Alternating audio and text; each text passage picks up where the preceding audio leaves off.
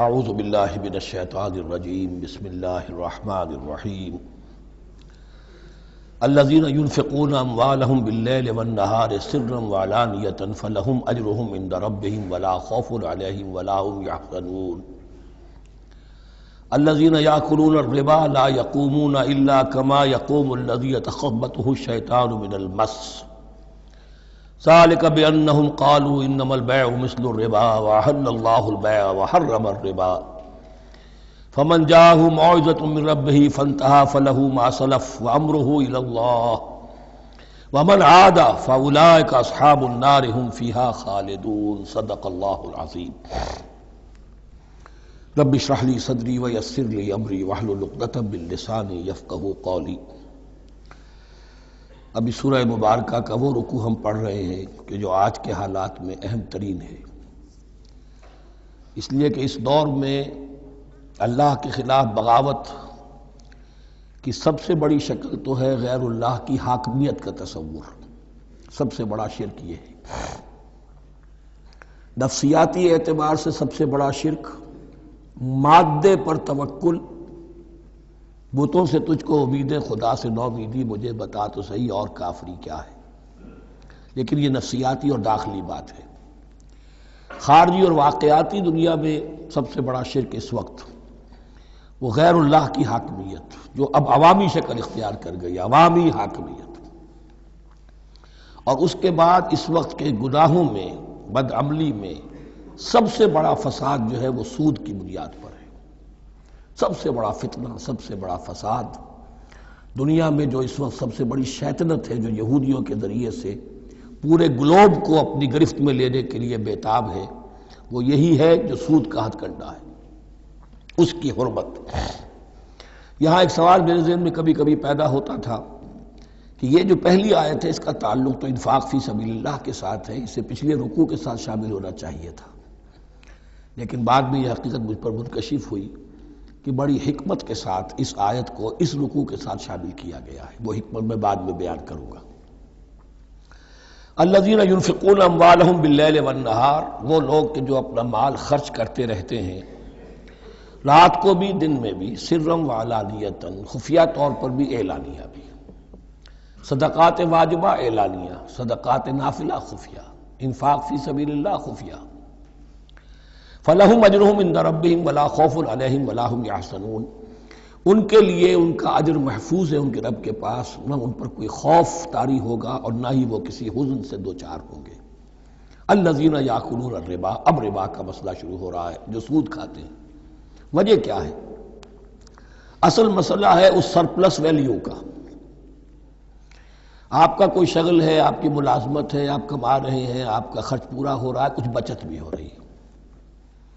اب اس بچت کا اصل مصرف کیا ہے؟ یسألونک ماذا ينفقون قل العفو، اصل راستہ تو یہ ہے کہ اس کو دے دو اللہ کی راہ میں، یا محتاجوں کو یا اللہ کے دین کو۔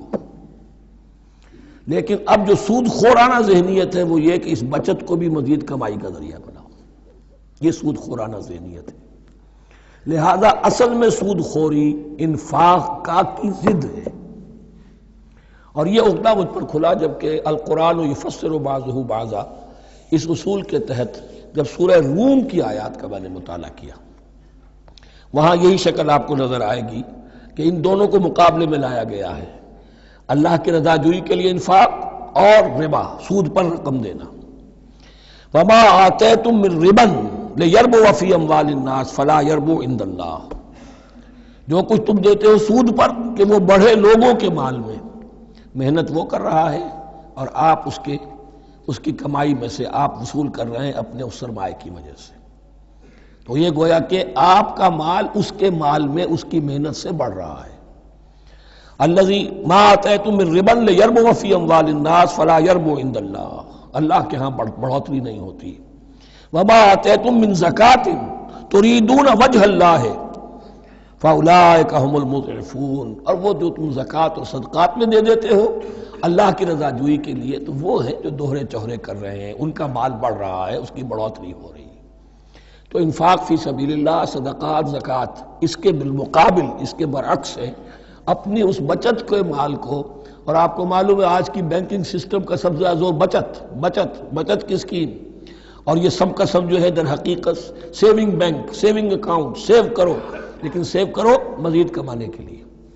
سیو جو ہے اس لیے نہیں ہے کہ اپنا پیٹ کاٹو اور غرباء کو دو، اپنا سٹینڈرڈ آف لیونگ کم کرو اور اللہ کے دین کے لیے خرچ کرو، یہ نہیں، بلکہ اس لیے کہ وہ جو تم بچاؤ وہ ہمیں دو، تاکہ وہ ہم سود پر زیادہ رقم، زیادہ شرح سود پر دوسروں کو دے اور تھوڑا شرح سود تمہیں دے دے۔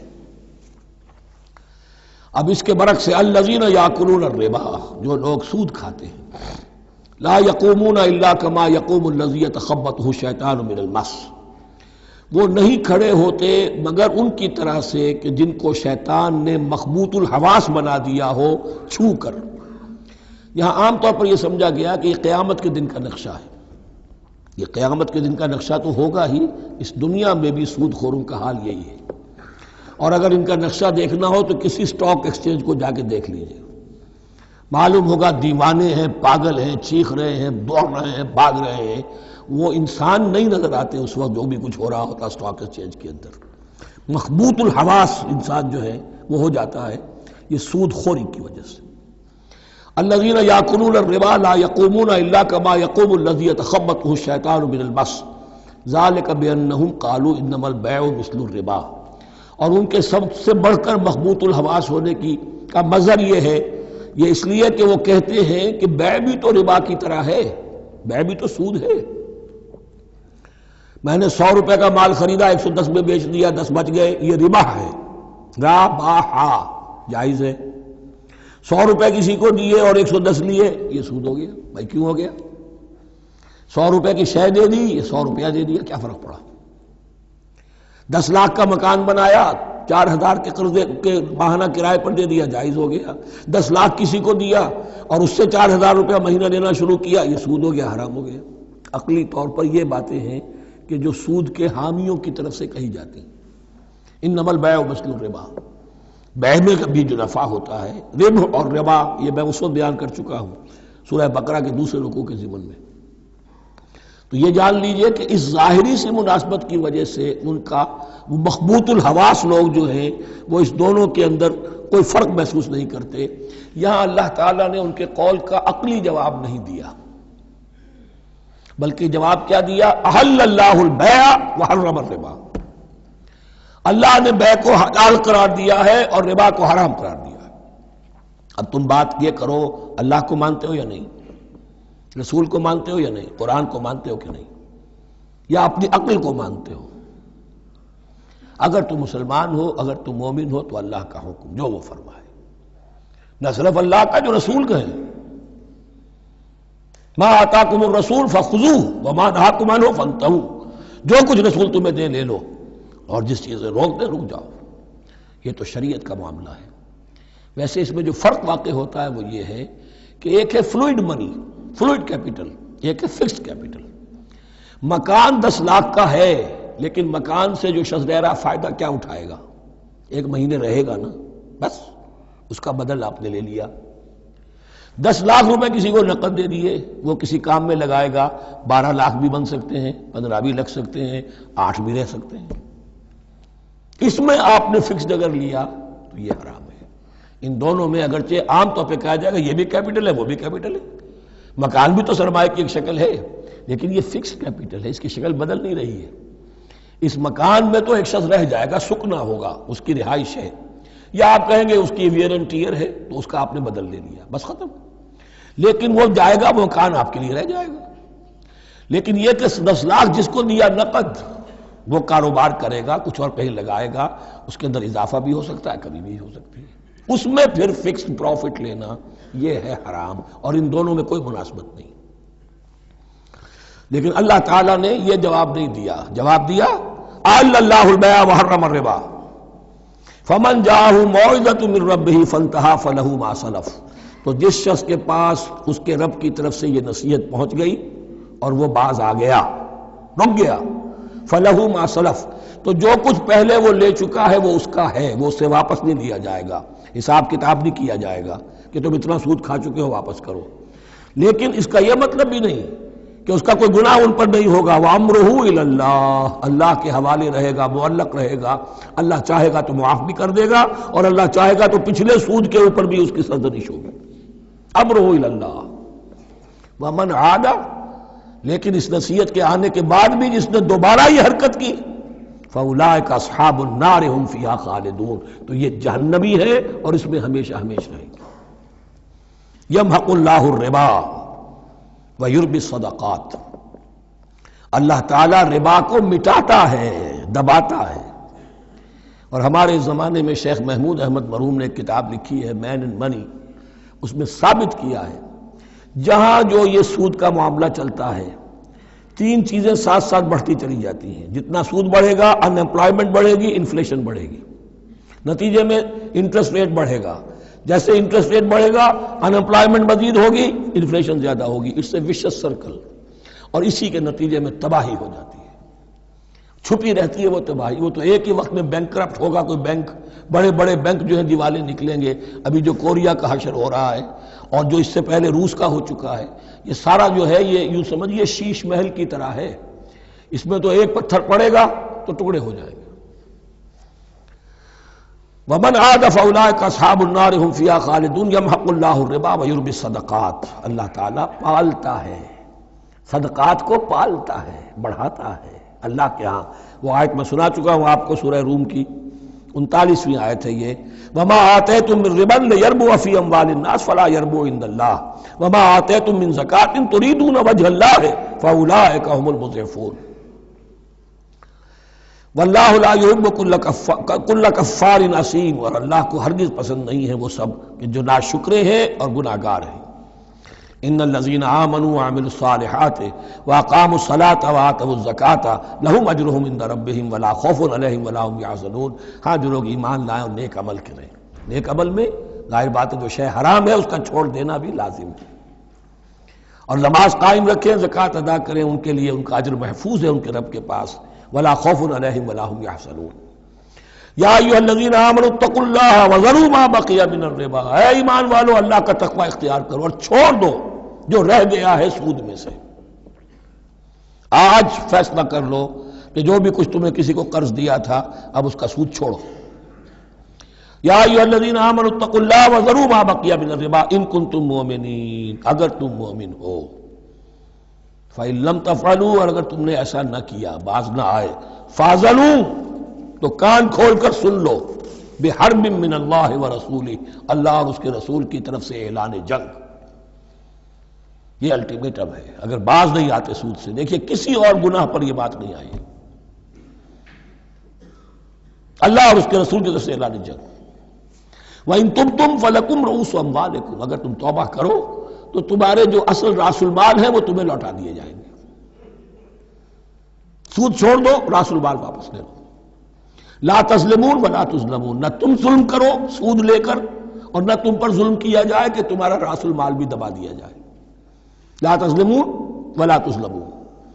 وَإِن كَانَ ذُو عُسْرَةٍ، اور اگر تمہارا جو مقروض ہے وہ تنگی میں ہے، وہ تنگ دستی میں ہے، فَنَظِرَةٌ إِلَىٰ مَيْسَرَةٍ، تو انہیں انتظار کرو، پھر اسے مہلت دو کہ اس کی ہاں کشادگی پیدا ہو جائے، آسانی سے وہ آپ کی رقم، آپ کا قرض واپس کر سکے. لیکن اس سے بھی آگے وَأَن تَصَدَّقُوا خَيْرٌ لَكُمْ، تم صدقہ ہی کر دو. تمہارا بھائی غریب تھا، اس کو تم نے قرض دیا تھا، کوئی سود لے کر کھا بھی چکے ہو، اب جو ہے سود، اب تم باقی سود کو تو چھوڑا ہی ہے، اگر وہ راس المال بھی بخش دو اس کو، یہ انفاق ہو جائے گا، یہ قرض حسنہ اللہ کو ہو جائے گا، یہ تمہارا جو ہے ذخیرہ آخرت بن جائے گا. تو یوں سمجھیے کہ جو بھی جو ہے جس کو سرپلس ویلیو میں نے کہا تھا اسلامی معیشت کے اندر، جو بچت ہے آپ کی، اس بچت کا سب سے اونچا مصرف کیا ہے؟ صدقہ دے دو، انفاق کر دو. اس سے کم تر کیا ہے؟ قرض حسنہ، قرض دے دو کسی کو تاکہ وہ اپنی ضرورت چلا لے، اس کا کاروبار رکا ہوا تھا وہ چل پڑے گا اور تمہیں پھر وہ اپنی اصل رقم واپس کر دے گا. یہ قرض حسنہ اس سے کم تر درجہ ہے. تیسرا درجہ ایک اور بھی ہے جو جائز تو ہے مکروہ، پسندیدہ نہیں ہے. تم زیادہ ہی خسیس ہو، چلو مزاربت پر دے دو، اور مزاربت یہ ہے کہ رقم تمہاری کام وہ کرے گا. اگر بچت ہو جائے تو تم بھی لے لینا، اگر نقصان ہو جائے تو کوئی تاوان نہیں لے سکتے اس سے. یہ ہے مضاربت. اس کے بعد اگر تم کہو کہ میں دے رہا ہوں مجھے اتنے % تو بہرحال تم نے دینا ہی دینا ہے، اس سے بڑھ کر حرام شے کوئی نہیں.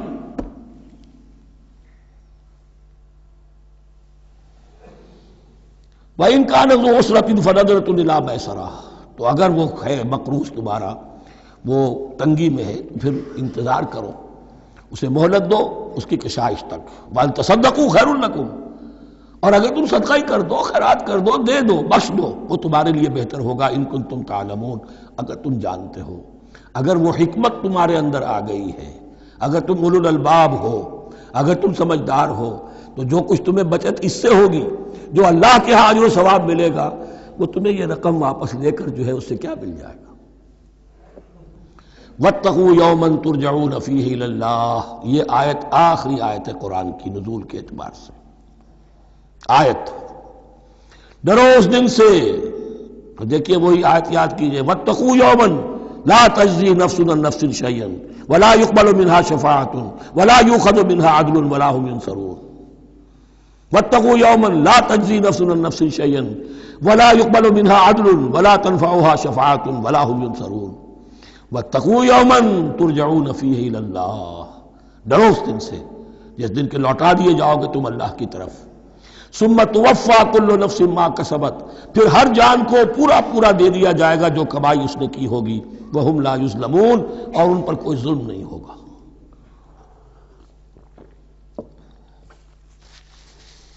اب یہ قرآن مجید کی طویل ترین آیت آ رہی ہے، آیت دین.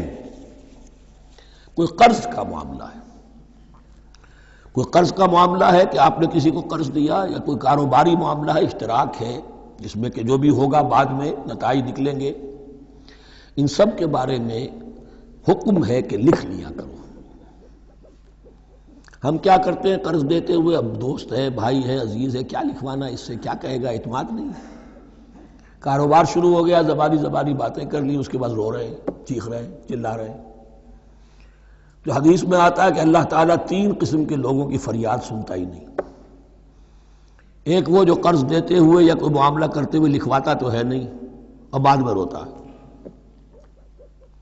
ایک وہ کہ جو اپنی بیوی کے ہاتھوں تنگ بھی ہے اور شکوہ بھی کرتا ہے، شکایت بھی کرتا ہے، فریاد بھی کرتا ہے، طلاق نہیں دیتا. اللہ نے راستہ کھولا ہوا ہے تمہارے لیے، تو اللہ ویسے لوگوں کی فریاد نہیں سنتا. تیسرا مجھے یاد نہیں.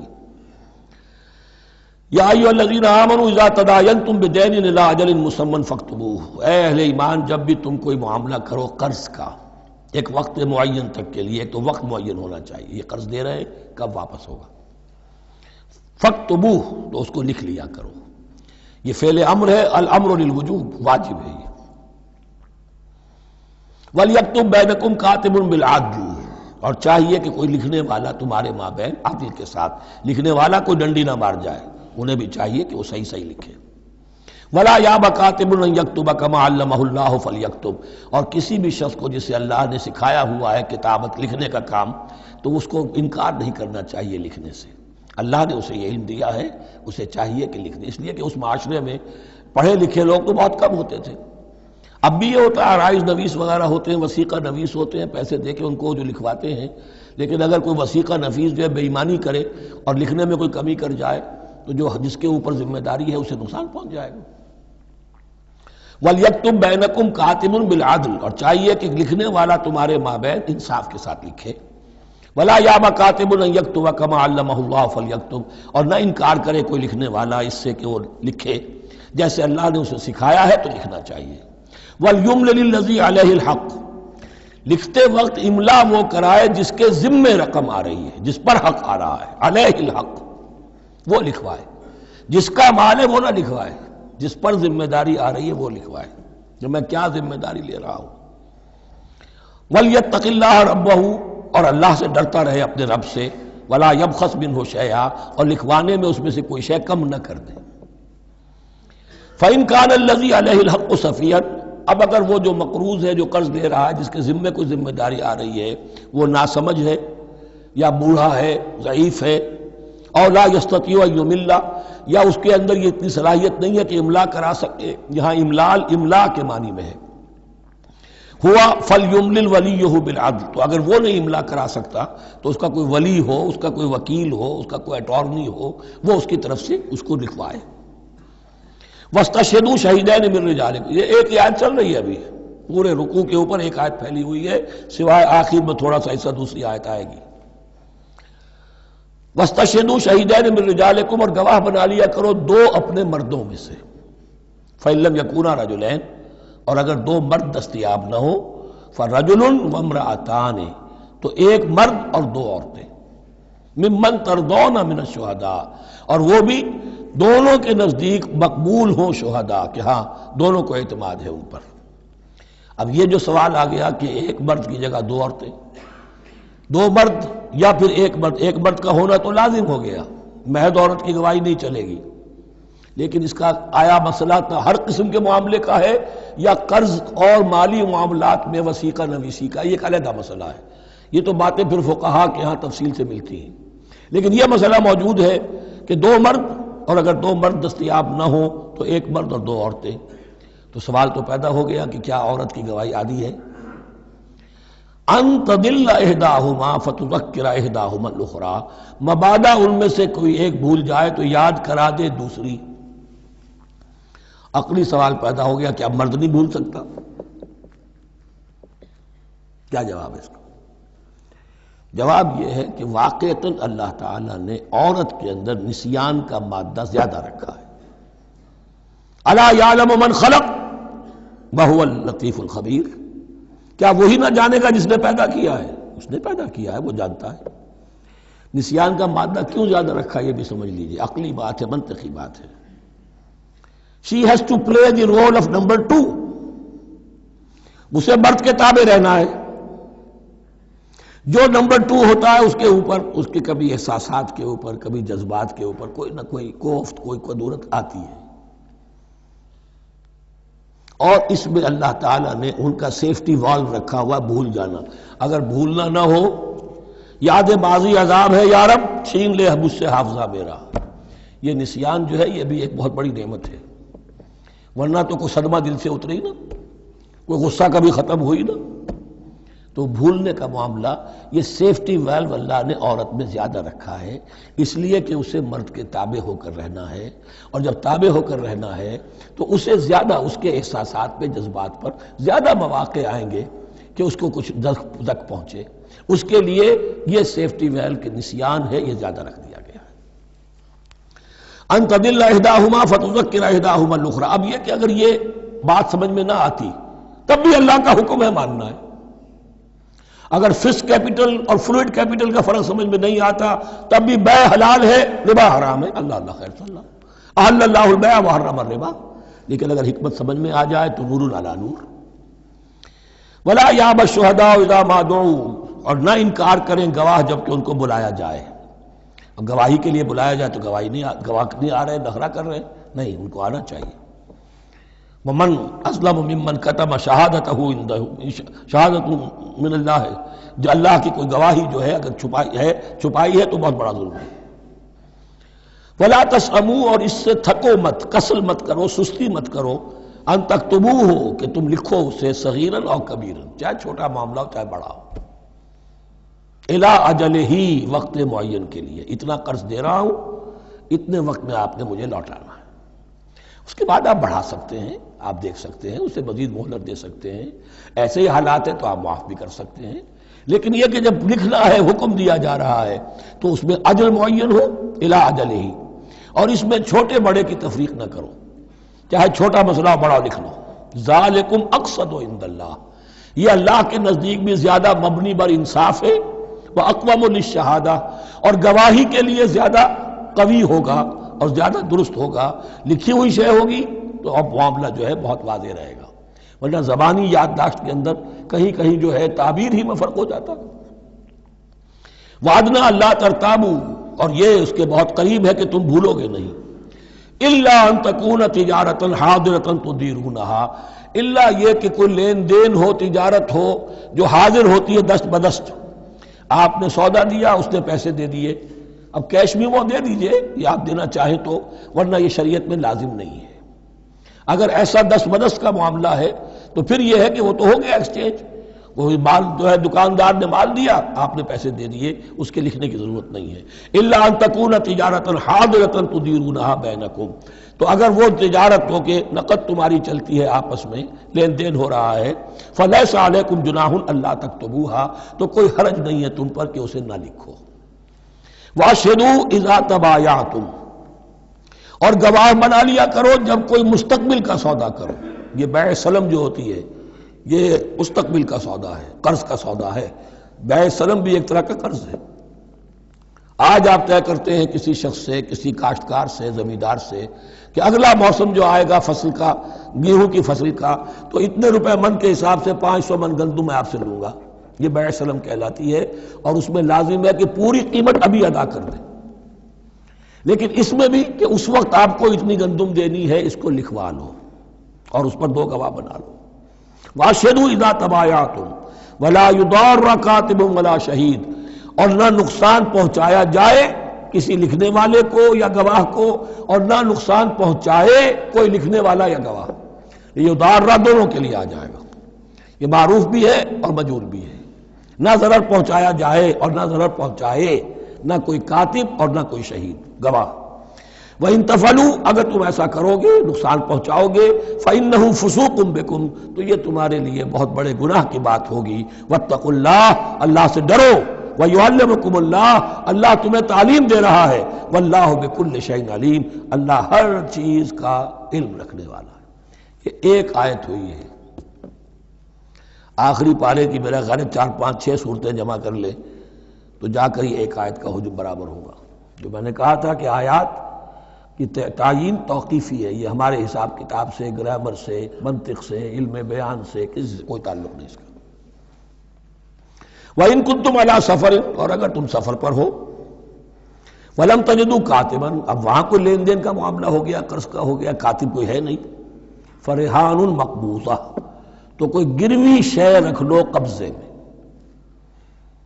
فلاں شے آپ کے قبضے میں رہے گی، آپ اتنے پیسے مجھے دے دیجئے، میں جب یہ واپس کر دوں گا اپنی چیزیں آپ میری چیز مجھے لوٹا دیجیے گا۔ یہ رہن ہے مقبوضہ، لیکن رہن سے کوئی فائدہ اٹھانے کی اجازت نہیں، وہ سود ہو جائے گا۔ اگر مکان رہن رکھا گیا ہے، قبضہ تو ہوگا اس کا، لیکن یہ کہ وہ اس کا کرایہ نہیں لے سکتا، کرایہ مالک کو جائے گا، اس سے کوئی استفادہ نہیں کر سکتا اس مال سے۔ رہان مقبوضہ۔ فَإِنْ أَمِنَ بَعْضُكُمْ بَعْضًا، پھر اگر کوئی شخص اب اطمینان کرتا ہے اور اعتبار کرتا ہے تم میں سے بعض کسی بعض کا، فَلْيُؤَدِّ الَّذِي اؤْتُمِنَ أَمَانَتَهُ، تو اب چاہیے اس شخص کو کہ جس کے اوپر یہ امانت آئی ہے، اگرچہ اس کے پاس رہن دینے کو کچھ نہیں تھا، یا یہ کہ دوسرے بھائی نے اس پر اعتماد کیا اور اس کی وجہ سے کوئی شے رہن نہیں لی، تو اب اس سے کوئی غلط فائدہ نہ اٹھائے، وہ گویا کہ اس کے پاس جو اس نے قرض لیا امانت ہے، اس کے پاس وہ امین بنایا گیا ہے۔ فَلْيُؤَدِّ الَّذِي اؤْتُمِنَ أَمَانَتَهُ، کہ اپنی امانت واپس لوٹائے، وَلْيَتَّقِ اللَّهَ رَبَّهُ، اور ڈرے اللہ سے جو اس کا رب ہے۔ وَلَا تَكْتُمُوا الشَّهَادَةَ، اور دیکھو گواہی کو چھپایا نہ کرو، وَمَنْ يَكْتُمْهَا فَإِنَّهُ آثِمٌ قَلْبُهُ، اور جو کوئی گواہی کو چھپائے گا تو اس کا دل گناہ میں مبتلا ہو جائے گا، دل داغدار ہو گیا تو رہ کیا گیا۔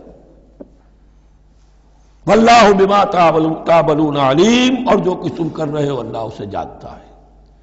اللہ کے فضل و کرم سے آخری رکوع پر ہم پہنچ گئے، اور یہ بڑا ایک یوں سمجھئے 3 آیتوں پر مشتمل رکوع ہے، جیسے کہ وہ رکوع جو ہم نے پڑھا تھا جس میں آیت الکرسی ہے 4 آیتیں ہیں وہ، اور یوں کہا جا سکتا ہے کہ یہ 2 رکوع ایک دوسرے کے بالکل بالمقابل ہیں اپنی عظمت میں اور مقام میں۔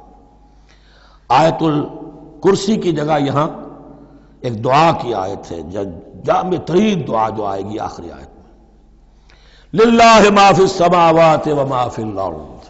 اکثر و بیشتر آپ دیکھیں گے سورتوں کے اختتام پر یہ الفاظ پھر آتے ہیں، اللہ ہی کا ہے جو کچھ بھی ہے آسمانوں اور زمین میں۔ وَإِن تُبْدُوا مَا فِي أَنفُسِكُمْ أَوْ تُخْفُوهُ، اور جو کچھ تمہارے دلوں میں ہے خواہ تم اسے ظاہر کرو خواہ چھپاؤ، يُحَاسِبْكُمْ بِهِ اللَّهُ، اللہ تم سے محاسبہ کر لے گا، تمہاری نیتیں اس کے علم میں ہیں۔ ان اللہ لا ينظر الى صوركم ولا الى اموالكم ولكن ينظر الى قلوبكم واعمالكم، اللہ تمہاری صورتوں کو نہیں دیکھتا، تمہارے مال و دولت کو نہیں دیکھتا، تمہارے دل کو دیکھتا ہے، تمہارے اعمال کو دیکھتا ہے۔ تو دل میں جو کچھ ہے خواہ کتنا ہی چھپا لو، اللہ کے محاسبے سے نہیں بچو گے۔ فَيَغْفِرُ لِمَن يَشَاءُ وَيُعَذِّبُ مَن يَشَاءُ، پھر وہ بخش دے گا جس کو چاہے گا اور عذاب دے گا جس کو چاہے گا۔ اختیار مطلق اللہ کے ہاتھ میں ہے۔ ہمارے ہاں اہل سنت کا عقیدہ یہی ہے، اللہ پر لازم نہیں ہے کہ وہ نیکوکار کو اس کا جزا ضرور دے اور بدکار کو اس کی سزا ضرور دے۔ اللہ کرے گا ایسا، یہ دوسری بات ہے، لیکن اللہ کی شان اس سے بہت اعلیٰ اور عرفہ ہے کہ اس پر کسی شے کو لازم قرار دیا جائے۔ اس کا اختیار مطلق ہے، مطلق ہے۔ یفعل اللہ ما یرید، یفعل اللہ ما یشاء۔ اہل تشیع کا کہنا یہ ہے کہ اللہ پر عدل واجب ہے۔ اہل سنت کہتے ہیں اللہ عدل کرے گا، جزا و سزا میں عدل ہوگا، یہ ہم مانتے ہیں، واقعہ ہے، لیکن ہم یہ نہیں کہتے کہ اللہ پر عدل واجب ہے۔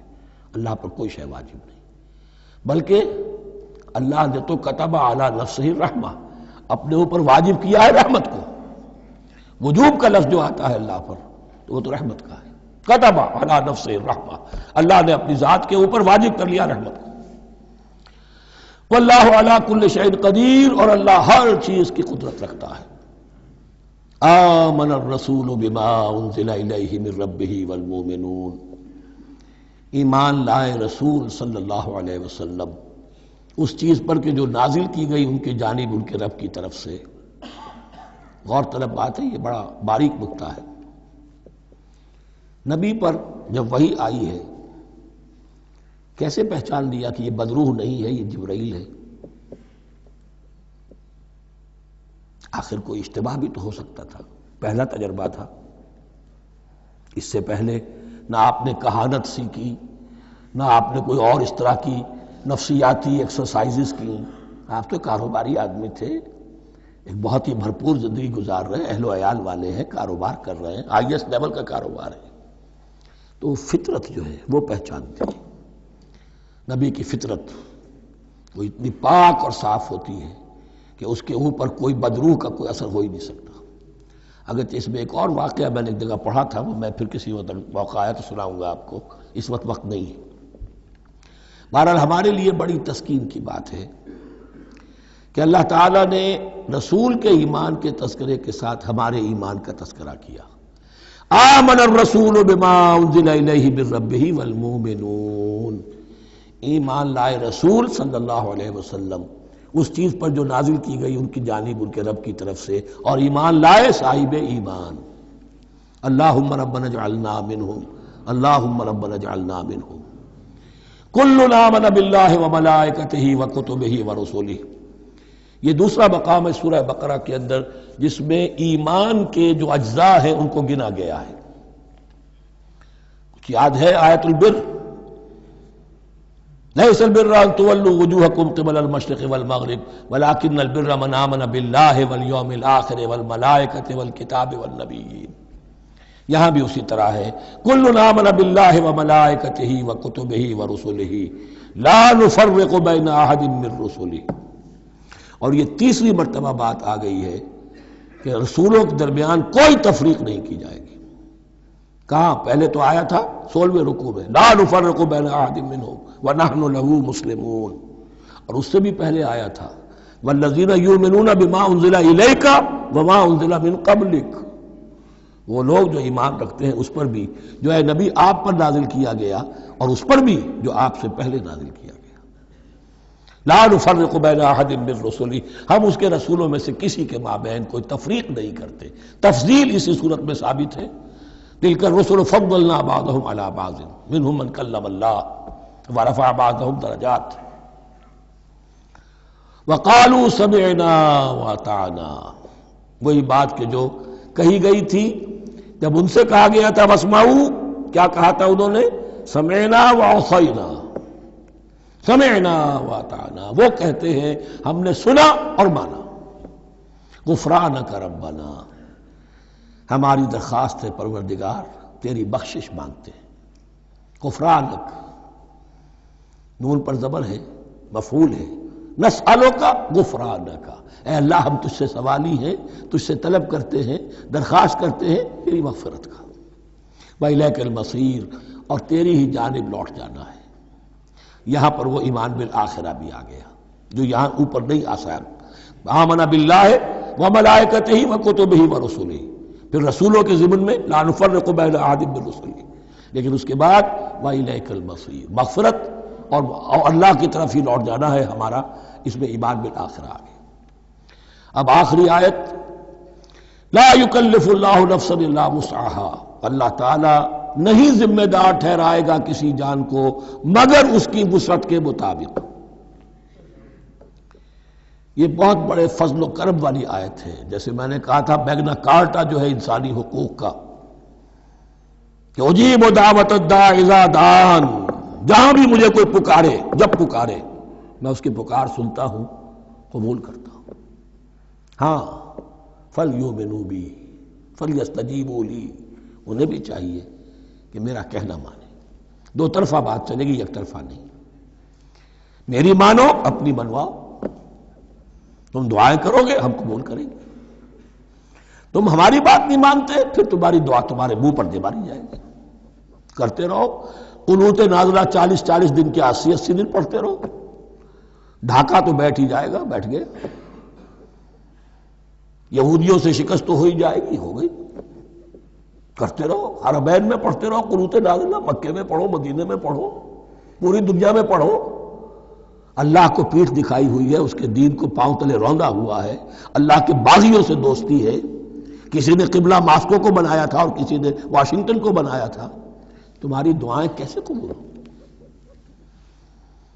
لیکن یہ جو آیت ہے یہ اس اعتبار سے بہت بڑی رحمت کی آیت ہے کہ اللہ تعالیٰ کے ہاں وہ اندھے کی لاٹھی والا معاملہ نہیں ہے کہ تمام انسانوں سے محاسبہ ایک ہی سطح پر ہو۔ اللہ جانتا ہے کس کی کتنی وسعت ہے، اور وسعت کن چیزوں سے بنتی ہے۔ آپ کو کوئی اور جین ملے ہیں، مجھے کوئی اور جین ملے ہیں، انہیں کوئی اور جین ملے ہیں، یہ جینز، ان جینز کی اپنی اپنی خصوصیات ہیں، خصائص ہیں، پراپرٹیز ہیں، لیمیٹیشنز ہیں۔ آپ کو کوئی اور ماحول ملا، اسے کوئی اور ماحول ملا، اسے کوئی اور ماحول ملا، تو hereditary factors multiplied by environmental factors, ان دونوں سے ایک شخصیت کا ہیولہ بنتا ہے انسان کا، جس کو پیٹرن کہتے ہیں ہمارے مستری لوگ۔ جب لوہے کا کوئی شے جو ہے ڈھالنی ہے تو اس کے لیے پہلے مٹی کا یا لکڑی کا ایک پیٹرن بناتے ہیں، انگریزی میں پیٹرن ہے، وہ پیٹرن کہتے ہیں ہمارے مستری لوگ۔ اب آپ لوہا جو ہے اس کو جب اسے کر لیں گے، مائع بنا لیں گے، گلا لیں گے، پھر اس میں ڈالیں گے، وہی شکل ہو جائے گی۔ یہ شاکلہ ہے ہر انسان کا جو بن جاتا ہے۔ قُلْ كُلٌّ يَعْمَلُ عَلَى شَاكِلَتِهِ فَرَبُّكُمْ أَعْلَمُ بِمَنْ هُوَ أَهْدَىٰ سَبِيلًا۔ اس شاکلہ کے اندر اندر آپ کو محنت کرنی ہے۔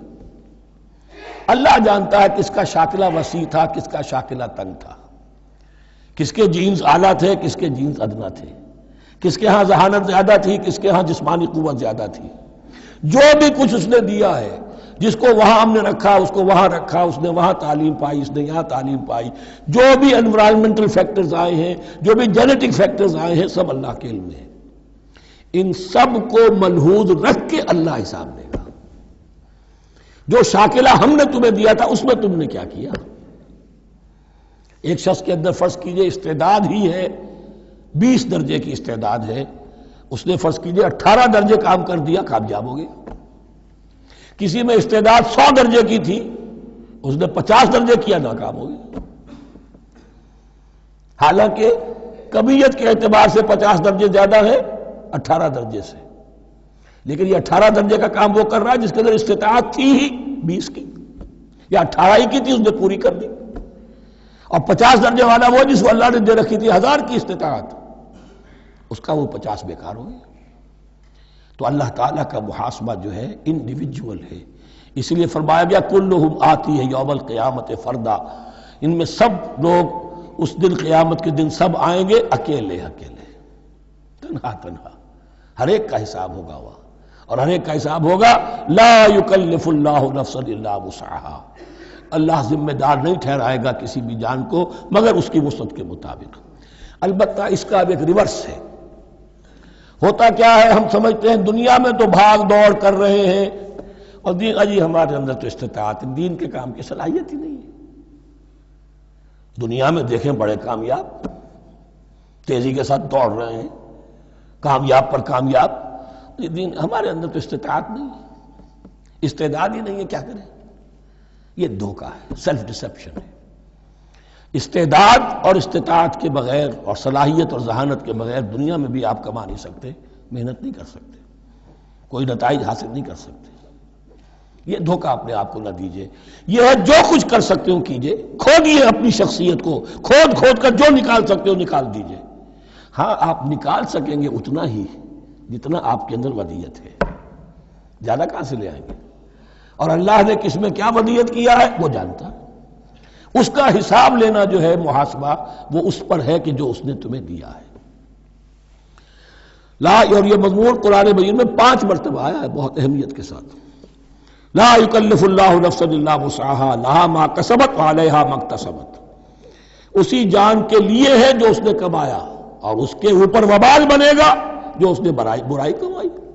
لیکن لام اور علا، لہا ما کسبت، جو بھی اس نے نیکی کمائی اس کے حق میں ہے، اس کے لیے ہے، اس کا اجر ملے گا، ثواب ملے گا، اور جو بدی کمائی وہ اس پر وبال بنے گا، اسی کے لیے اس کو سزا ملے گی، اسی کے حوالے سے۔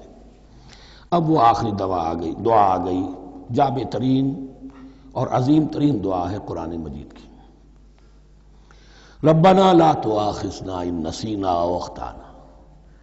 اہل ایمان کے راستے پر، عمل صالح کے راستے پر مقدور بھر، امکان بھر اپنی شخصیت کے کونوں کھدروں میں سے بھی نکال کر، اپنی ریزیڈول انرجیز کو بھی نکال کر اللہ کی راہ میں لگا دیں۔ لیکن اس کے بعد بھی کوئی غرہ نہ ہو، کوئی غرور نہ ہو، کوئی اپنی محنت پر، اپنی نیکی پر، اپنی کمائی پر، اپنے کارناموں پر کہیں انسان دھوکہ نہ کھا جائے۔ کیفیت کیا رہنی چاہیے؟ وہ یہ ہے تواضع، عجز، انکساری۔ ربنا لا تؤاخذنا ان نسینا او اخطانا۔ اے رب ہم سے مواخذہ نہ کیجو اگر ہم بھول جائیں یا ہم سے خطا ہو جائے۔ نسیان بھی ہے، الانسان مرکب من الخطاء والنسیان، انسان کے اندر یہ دونوں چیزیں، خطا اور نسیان، یہ تو بندھی ہوئی ہیں۔ خطا یہ ہے کہ آپ نے اپنی امکانی حد تک تو نشانہ ٹھیک لگایا تھا، نشانہ خطا ہو گیا، ٹھیک ہے، کوئی بات نہیں، آپ کی نیت صحیح تھی۔ ایک اجتہاد کرنے والا اجتہاد کر رہا ہے، امکانی حد تک اس نے کوشش کی ہے کہ صحیح رائے تک پہنچے، لیکن خطا ہو گئی، اللہ معاف کرے گا۔ اس نے اپنی امکانی کوشش کی تھی، لہذا اسے ثواب ملے گا۔ مجتہد مخطی بھی ہو تو ثواب ملے گا، مجتہد مصیب ہے، صحیح رائے پر پہنچ گیا ہے تو دوہرا ثواب ملے گا، لیکن مجتہد مخطی ہے تب بھی ثواب ملے گا۔ تو بھول چوک پر، یہ بھول چوک، خطا جو ہے چوک صحیح ہے بالکل لفظ اس کے لیے، چوک جانا، نشانہ چوک گیا۔ تو اے پروردگار جو بھی ہم سے سرزد ہو جائے، غلطی ہو جائے، بھول کی وجہ سے یا خطا کی وجہ سے، اس پر مواخذہ نہ کیجو۔ ربنا ولا تحمل علینا اصرا کما حملتہ علی الذین من قبلنا، اور اے رب ہمارے، ہم پر وہ بوجھ نہ ڈالیو جس سے ہم لے کر چل نہ سکیں۔ دیکھیے ایک حمل ہوتا ہے جس سے حمال کا لفظ بنا ہے، جس کو لے کر انسان چلتا ہے۔ حمال اس بوری کو یا بوجھ کو اٹھا کر چل رہا ہے، جو آپ کی طاقت میں ہے اور جس سے لے کر آپ چل سکیں وہ ہے حمل، اور جو ہو آپ کو بٹھا دے، اسر اس کو کہتے ہیں۔ یہ لفظ سورہ اعراف میں پھر آئے گا، یضع عنہم اسرہم والاغلال التی کانت علیہم۔ حضور کی شان یہ بھی تھی کہ انہوں نے لوگوں کے بوجھ جو ان کی طاقت سے بڑھ کر تھے ان کے کندھوں سے اتار دیے۔ ربنا ولا تحمل علینا اصرا کما حملتہ علی الذین من قبلنا، اے اللہ تو نے بڑے بڑے بھاری بوجھ ہم سے پہلے لوگوں پر ڈالے۔ شریعت بھی پہلے بھاری تھی، بہت سے معاملات ہم نے دیکھ لیے، روزہ ہمارے لیے کتنا آسان کر دیا گیا، رات کو نکال دیا روزے سے، کہہ دیا خاص طور پہ کھاؤ پیو ضرور، سحری ضرور کرو، تسحروا فإن فی السحور برکہ، کتنی آسانی ہے۔ رات میں تعلق زن و شو کی اجازت ہے، وہاں ان کے روزے میں چپ بھی تھا، چپ بھی رہو، نہ کھاؤ نہ پیو، نہ تعلق زن و شو، نہ گفتگو، تو آسانی کی ہے۔ ان کے ہاں یوم سبت کا حکم تھا اتنا سخت، کوئی کام نہیں کرو گے. ہمارے ہاں وہ تھوڑے سے وقت کے لیے اذا نودی للصلاۃ من یوم الجمعۃ فاسعوا الی ذکر اللہ وذروا البیع، اذان سے لے کر اور نماز کے ادا ہو جانے تک ہر کاروبار دنیاوی حرام ہے، لیکن اس سے پہلے اس کے بعد آپ کر سکتے ہیں. تو آسانی ہے.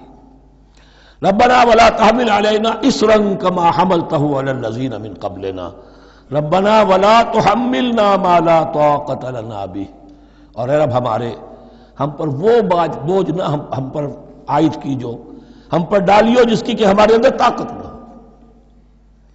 واعف عنا، ہم سے درگزر فرماتا رہے، ہمیں معاف کرتا رہے. واغفر لنا، اور ہمیں بخشتا رہے. مغفرت کا لفظ جو ہے اس کو سمجھ لیجئے ڈھانپنا. مغفر کہتے ہیں خود کو، جو ہیلمٹ پہنا ہوتا ہے تاکہ گولی جو ہے وہ سر پہ لگے تو یہ آپ کو بچا لے. مغفر خود پہنتے تھے تلوار کے وار سے سر کو بچانے کے لیے، سر کو ڈھانپا ہوا مغفر سے. تو گناہ کو اللہ تعالیٰ اپنی رحمت سے ڈھانپ دے. واغفر لنا، ہماری خطاؤں کی پردہ پوشی فرما دے. ورحمنا، اور ہم پر رحم فرما. انت مولانا، تو ہمارا مولا ہے، والی ہے، ہمارا پشت پناہ ہے، مددگار ہے. اللہ ولی الذین آمنوا یخرجہم من الظلمات الی النور فانصرنا علی القوم الکافرین، بس ہماری مدد فرما کافروں کے مقابلے میں. انہی الفاظ پر وہ دعا ختم ہوئی تھی جو طالوت کے ساتھیوں نے کی تھی علیہ الصلوۃ والسلام. اصل میں یہ دعا اب تلقین کی جا رہی ہے. مرحلہ سخت آ رہا ہے، مرحلہ سخت ہے اور جان عزیز، تاب لاتے ہی بنے گی آپ غالب. اب وہ مرحلہ آ رہا ہے، اس کے لیے تیار ہو جاؤ. یہ سارا حصہ جو ہے در حقیقت یہ تمہید ہے غزوہ بدر کی. بارک اللہ لی ولکم فی القرآن العظیم ونفعنی وإیاکم بالآیات والذکر الحکیم.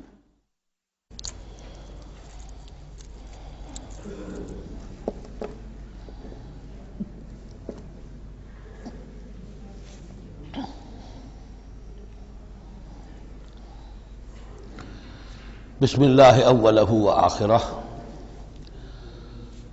سورہ بقرہ کے ترجمے اور مختصر تشریح کے اختتام کے بعد اب ہمیں مکی اور مدنی صورتوں کے اس پہلے گروپ میں جو دو جوڑے مدنی صورتوں کے ہیں ان میں سے پہلے جوڑے کی دوسری صورت کا مطالعہ کرنا ہے. یہ سورہ آل عمران ہے. جیسا کہ اس سے قبل بھی میں آپ کو بتا چکا ہوں کہ جوڑے ہونے کی نسبت یہ ہے کہ ان دونوں چیزوں میں گہری مشابہت بھی ہو، مرد اور عورت بہت مشابہت بھی ہے لیکن کچھ فرق بھی ہو، اور جو فرق ہو وہ ایسا ہو کہ جس سے ایک دوسرے کے لیے کمپلیمنٹری ہو، ایک دوسرے سے مل کر کسی مقصد کی تکمیل ہوتی ہو. یہ نسبت زوجیت کی حقیقت ہے. اب آپ دیکھیں گے مشابہتیں جو ہیں بہت نمایاں جو سورہ بقرہ میں اور سورہ آل عمران میں ہیں کہ دونوں شروع ہوئی ہیں الف لام میم سے. دونوں کے شروع میں قرآن مجید کی عظمت کا بیان ہے، اگرچہ سورہ آل عمران میں اس کے ساتھ ہی تورات اور انجیل کا بیان بھی ہے. دونوں کے اختتام پر بڑی عظیم آیات آئی ہیں. وہ آیت ہم پڑھ چکے ہیں جو سورہ بقرہ کے اختتام پر آئی ہے، جو کہ ایک عظیم دعا پر مشتمل ہے.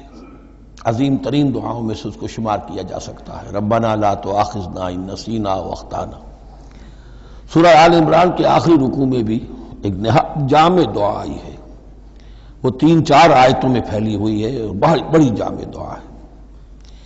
پھر جیسے میں نے آپ کو بتایا کہ سورہ بقرہ میں بھی یہ سورۃ الامتین ہے، دو امتوں سے بحث کر رہی ہے، گفتگو کر رہی ہے، خطاب کر رہی ہے.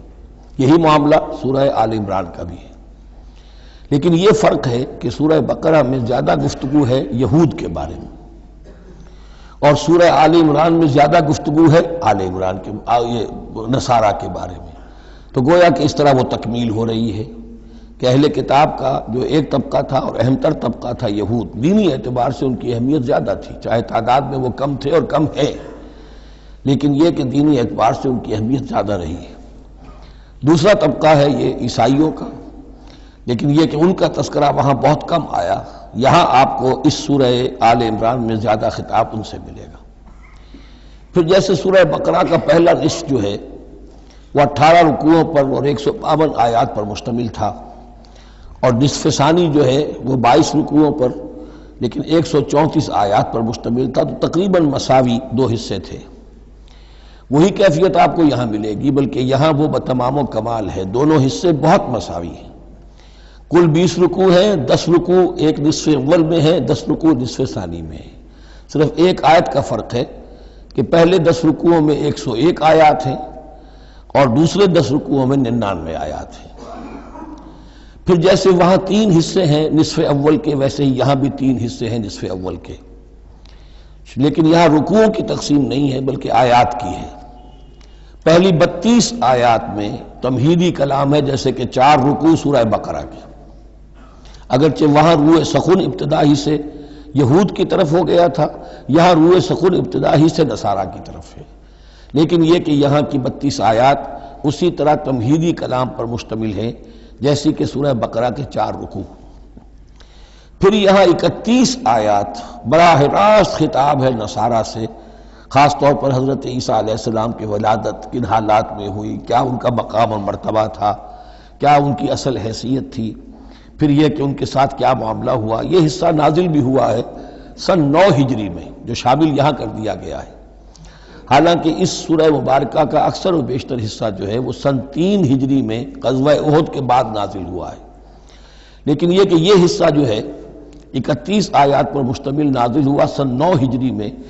نجران ایک بستی تھی عرب کے جنوب میں یمن کی طرف، اور وہاں عیسائی آباد تھے، تو وہاں کے عیسائیوں کے سردار اور ان کے جو بڑے لاٹ پادری تھے وہ کچھ 70 عیسائیوں کا ایک وفد لے کر آئے حضور کی خدمت میں مدینہ منورہ میں، بات سمجھنے سمجھانے کے لیے کہ آپ کس بات کی دعوت دے رہے ہیں، اور کئی دن مقیم رہے اور بات پوری سمجھ بھی لی، خاموش بھی ہو گئے، پھر بھی بات نہیں مانی تو حضور نے مباہلے کی دعوت دی، اس چیلنج کو قبول کیے بغیر وہاں سے چلے گئے۔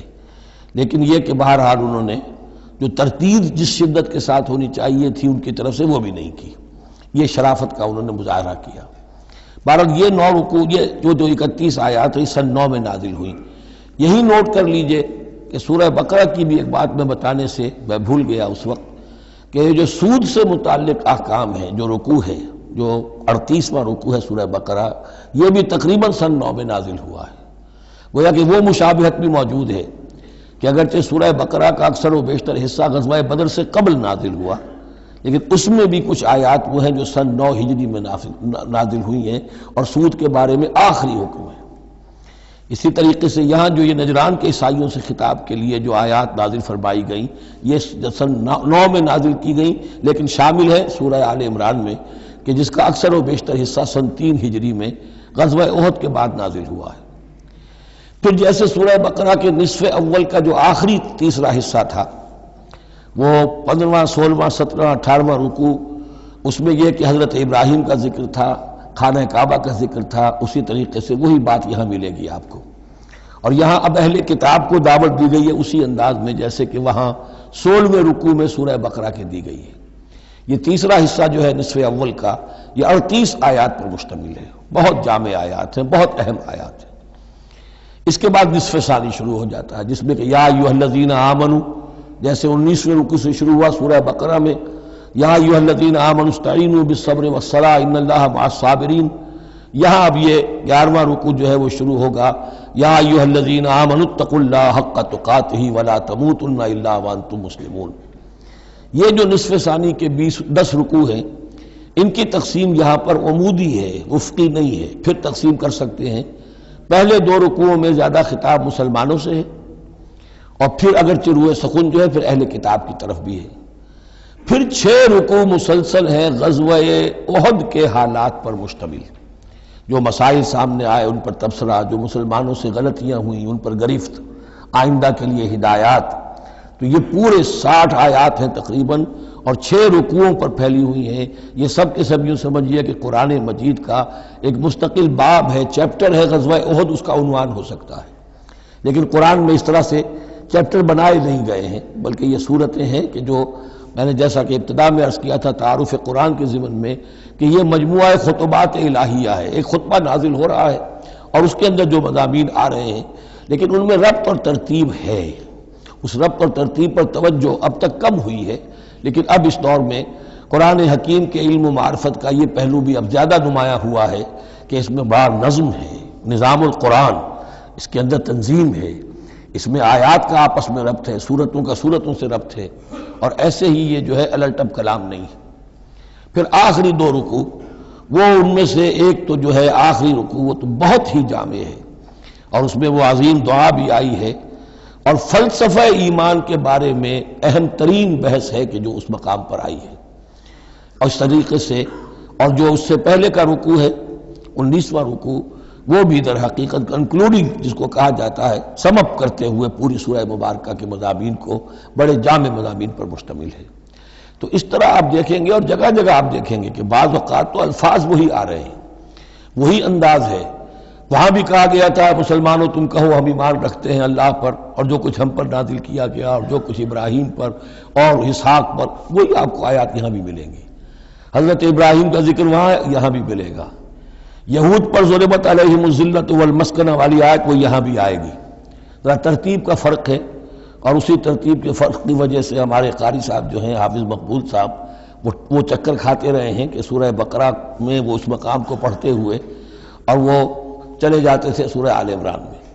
تو یہ متشابہ کہلاتے ہیں، قرآن مجید میں متشابہ، اور یہ حفاظ کے لیے مشکل ترین مقام ہوتے ہیں کہ تیزی میں روانی میں وہ اس سے مشابہ جو مقام ہے وہ ادھر منتقل ہو جاتے ہیں۔ لیکن مضامین کے اندر آپ کو اتنی گہری مناسبت نظر آئے گی کہ جس کو میں نے تشبیہ دی ہے زوجیت، کہ ظاہر بات ہے کہ ہر حیوان کا جوڑا جو ہوتا ہے وہ یوں سمجھیے کہ 90% تو ایک دوسرے سے مشابہ ہوں گے، لیکن یہ کہ ان میں 5-10% کا فرق بھی ہوگا، اور وہ فرق بھی ایسا ہوگا کہ جو دونوں کے جمع ہونے سے کوئی نیا مقصد پیدا ہو رہا ہے۔ اب جیسا کہ آپ کو معلوم ہے تناسل کا معاملہ ہے، اس کے اعتبار سے مرد اور عورت کے جسم میں فرق ہے، لیکن دونوں سے مقصد تناسل جو ہے کہ آگے نسل پھیلے، اولاد ہو، وہ مقصد حاصل ہو رہا ہے، وہ یک طرفہ طور پر حاصل نہیں ہو سکتا۔ یہ نسبت زوجیت جو ہے قرآن حکیم کی صورتوں میں بتمام و کمال ہے، اکثر و بیشتر میں۔ البتہ ان میں گہرے تدبر کی ضرورت ہے، غور و فکر کیا جائے، سوچ بچار کیا جائے، تو پھر اس نظم قرآن کے حوالے سے اضافی معانی، اضافی علم، اضافی معرفت، اضافی حکمت کے خزانے کھلتے ہیں۔ بس اسی پر اکتفا کرتے ہیں، اور اب اس کے بعد ہم اس سورہ مبارکہ کا، سورہ آل عمران کا، یہ اور یاد کر لیجئے کہ میں نے آپ کو بتایا تھا کہ نبی اکرم صلی اللہ علیہ وسلم نے ان دونوں صورتوں کو ایک نام دیا ہے۔ جیسے آخری جو 2 صورتیں ہیں قرآن مجید کی، ان کو ایک نام دیا گیا معوذتین، قل اعوذ برب الفلق، قل اعوذ برب الناس۔ ان دونوں صورتوں کو ایک نام دیا گیا الزہراوین، 2 نہایت تابناک اور روشن صورتیں۔ تو یہ اس میں تمہیدی کلام میں بس اسی پر اکتفا کر کے اب ہم آگے مطالعہ شروع کرتے ہیں۔ بارک اللہ لی ولکم فی القرآن العظیم ونفعنی وإیاکم بالآیات والذکر الحکیم۔